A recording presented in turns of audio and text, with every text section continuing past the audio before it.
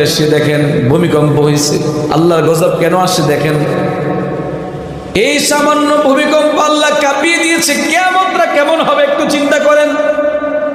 কিয়ামতের বিভীষিকাময় কেমন হবে আল্লাহ রাব্বুল আলামিন সূরা জিলজালের মধ্যে বললেন, ইযা যুলজিলাতিল আরদু জিলজালাহা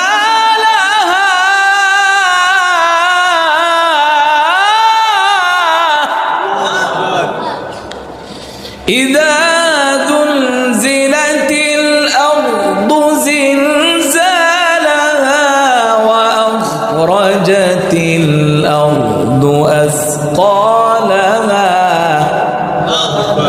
সেই দিন আল্লাহ রাব্বুল আলামিন পৃথিবীটাকে জাকুনি দিবেন। এই যে দেখেন জাকুনির সঙ্গে সঙ্গে কত বড় বড় অট্টালিকা ক্লাবগুলো সব ধ্বংস হয়ে গেছে।